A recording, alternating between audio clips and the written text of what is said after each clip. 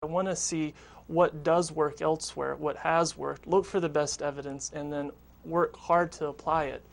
Make sure that we're doing not what's politically expedient, what makes us feel good or look good, but what really does help kids and has helped kids elsewhere. Amen. I see this, that you putting your heart into it. It's not a job per se, it's a career, it's a passion for you.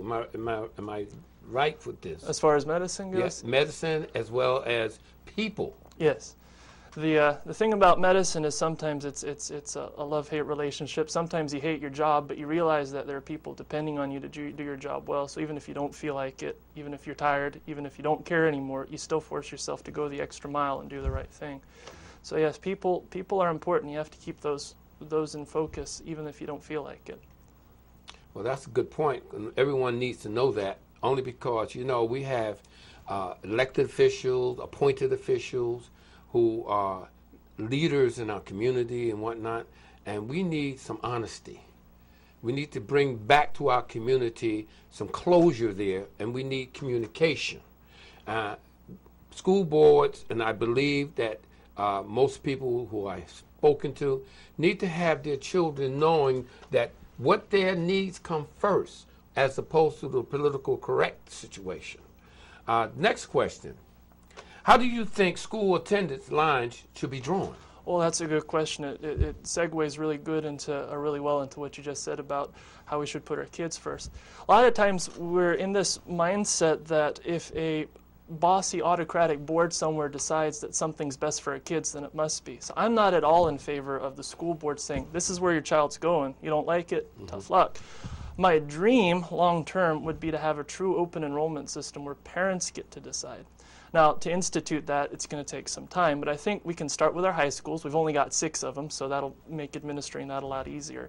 The high schools already specialize in different things. Like, for example, there's some high schools that have auto mechanicing classes, the rest don't. Some high schools have carpentry classes, the rest don't.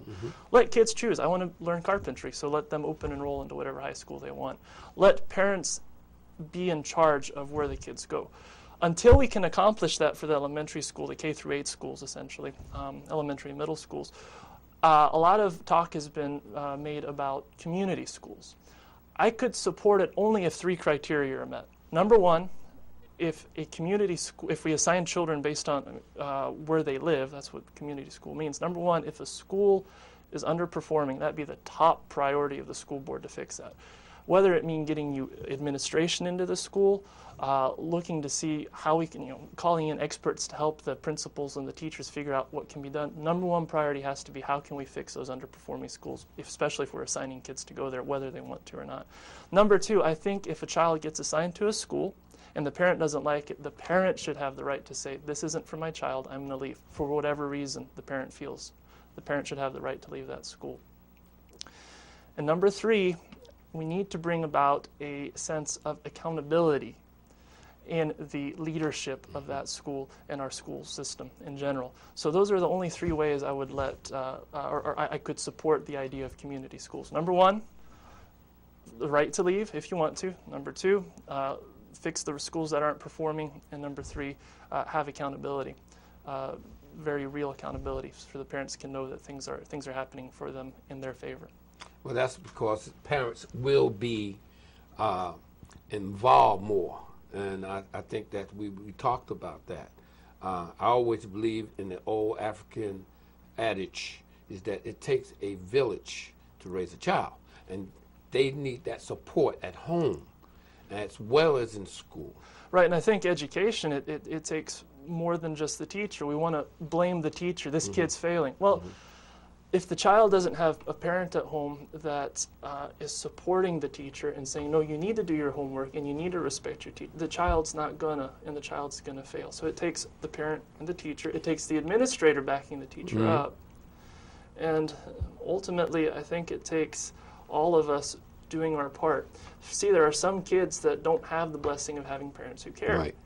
But there are wonderful volunteers out in the community that are willing to come alongside those kids and help them out. So if we can't have parental support, then we can have community support to help those kids that really need it. And that won't cost the school board a dime. Right.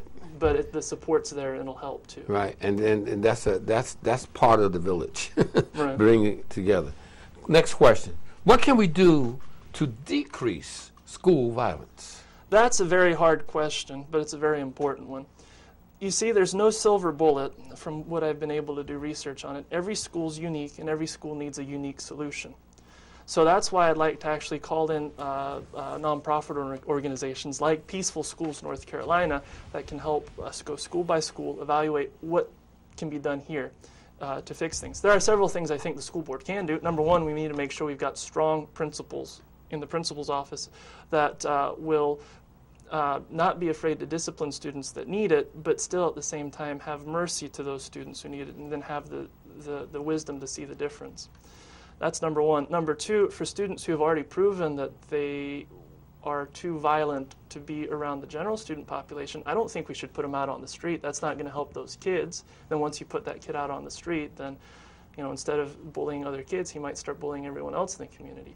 Put him in like an alternative school setting where he can get the unique, individualized attention to help him understand and grow up and learn the appropriate virtues and behaviors he needs in society.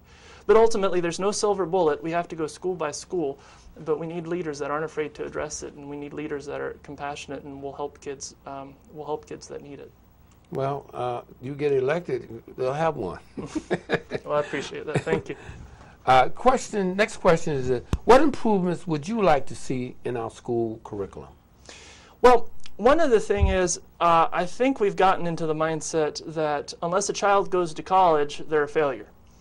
And I don't think that's true. I mean, there was this really interesting article in Time magazine about a month ago talking about how sometimes it's the wrong idea to go to college because you wind up ultimately not much better off. Not every child wants to go to college. Not every child necessarily can go to college. And I think there are a lot of dignified, well-paying jobs out there that don't need a college education. So one of the changes in the curriculum I'd like to see is focus on getting kids the skills they need to survive in our very competitive global economy. Expand the vocational curriculum. And instead of having every high school teach the same curriculum, let every high school start specializing in different things. Let them have their area of expertise, and then let students and parents pick which high school they go to. That's one thing I'd like to see. Another thing I'd like to see as far as career development is there's a lot of skills we could teach our kids to help them in our global economy. Like the #1 economy in the world in 10 years from now is going to be China. And if you have any doubt, look at most anything you wear or use, it's made in China. So why don't we give our kids, if they want, the opportunity to learn skills that they can negotiate with companies in China, like teach them Chinese language, for example, or anything to expand our students' ability to get a job, not put them into just one track. You have to go to college or you're a loser. That's very good. Diversity. We need more of that in our education system. From what I can see, this is where